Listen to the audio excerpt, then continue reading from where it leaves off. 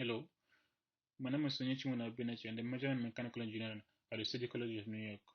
And I am Scarlet Martínez Cardoze, majoring in chemical engineering at the City College of New York. Together, we are working with our mentor, Dr. Yoel Rodríguez, on computational biophysics. Specifically, we are performing in silico discovery of neutralizing agents targeting SARS-CoV-2 spike glycoprotein. The SARS-CoV-2, also known as severe acute respiratory syndrome, was first discovered in December of 2019 in Wuhan, China, produces a chain of the coronavirus and causes a large number of symptoms affecting the respiratory system in particular. The spike protein plays an important role in this syndrome because it recognizes the receptor HACE2 and facilitates the viral entrance into target cells depending on the binding of the surface units.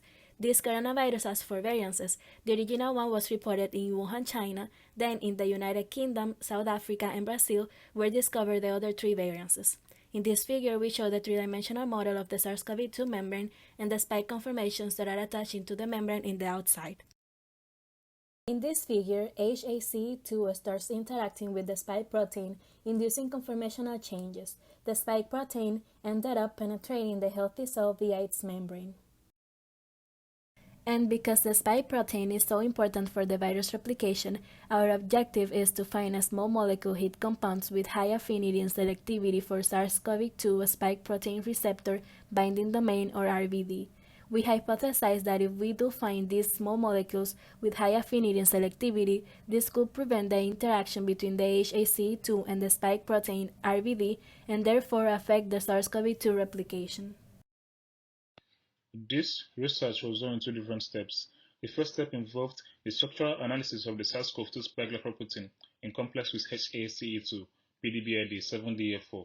3D models were built based on the available structure, PDB-ID 7DF4, for the 4 different variants, the D61G, the South Africa, the UK, and the Brazil variants. Visual inspection of these models was conducted to identify the main interaction between the SARS-CoV-2 spike glycoprotein receptor binding domain and HACE2. The second part of the research involved the structure-based visual screening of e-molecule database.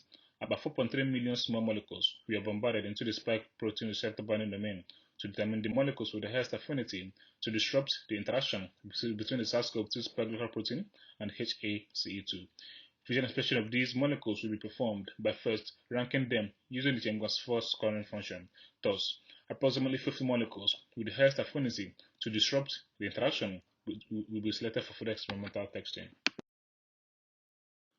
For the preliminary results, the first diagram shows the zoomed portion of the interaction between the SARS-CoV-2 spike glycoprotein and the HACE2. The box in the left side shows the HACE2 interacting with the SARS-CoV-2 spike glycoprotein.